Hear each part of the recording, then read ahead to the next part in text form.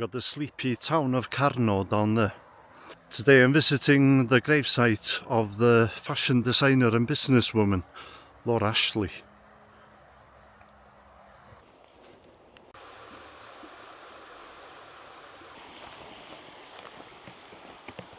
It's a crossover train tracks here. Better check there's no train coming.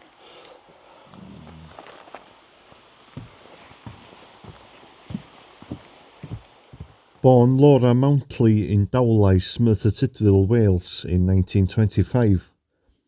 The family moved to Croydon in London in 1932.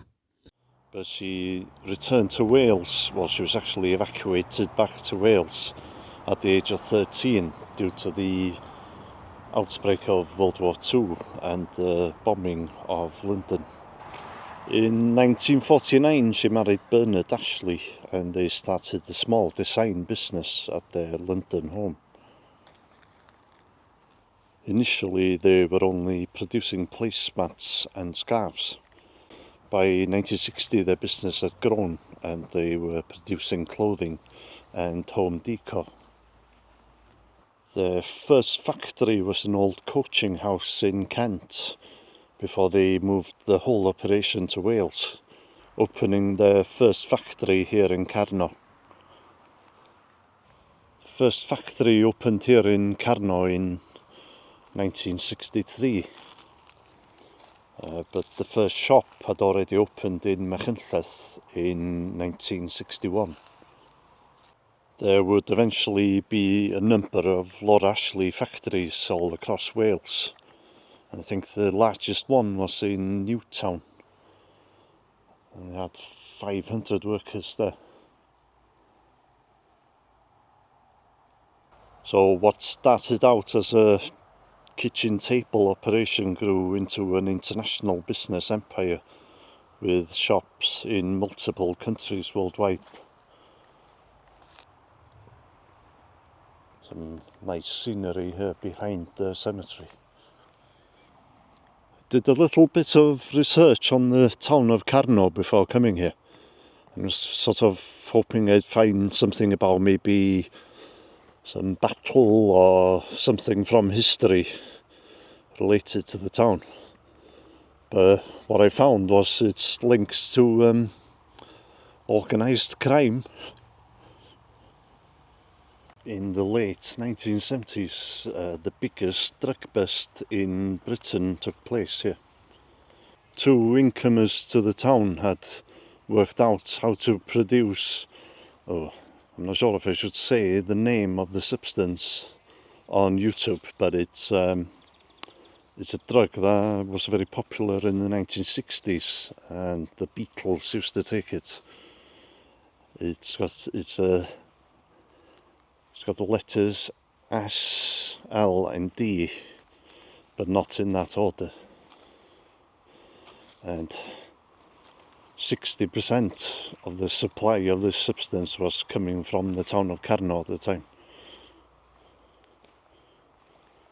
This is going to sound a bit random, but Murray the Hump is believed to have visited Carno at one time under a false name. Murray the Hump was Al Capone's right-hand man, and he was the mastermind of the Valentine's Day massacre. His parents actually lived in Carno before they emigrated to America. Laura Ashley's grave is just across from this bench here. In 1985, Laura Ashley died after falling downstairs at her daughter's home.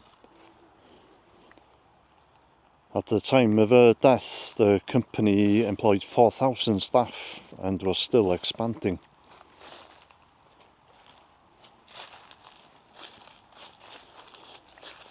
It's a very simple headstone. It's just got a cross on it, and Laura Ashley. Sorry, the sun's in an unfortunate spot. Laura Ashley, 1925 till 1985.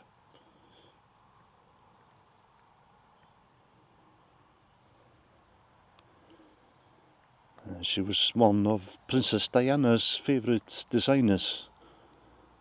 In the 80s, you'd often see Princess Diana wearing Laura Ashley dresses.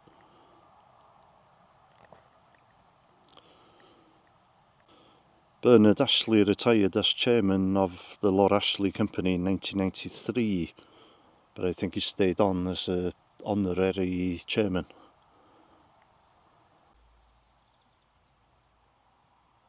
Bernard Ashley died in 2009, and he's actually buried right next to her.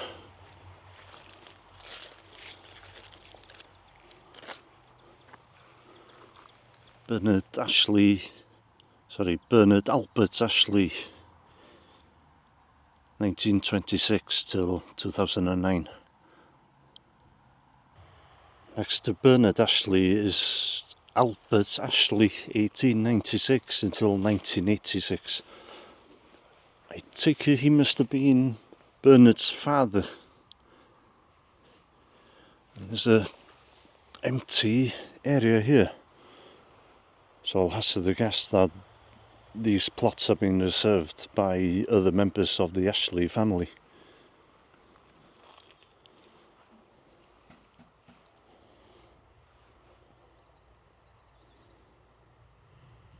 Just a quick video today. I thought it was about time that I came here to see Laura Ashley's grave.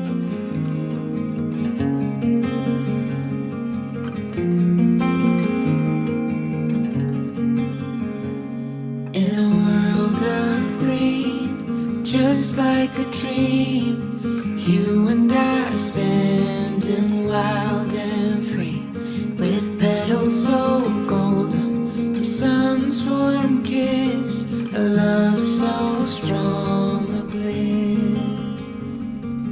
Whispers of the breeze, secrets unfold. It's you that I need, it's you that I want.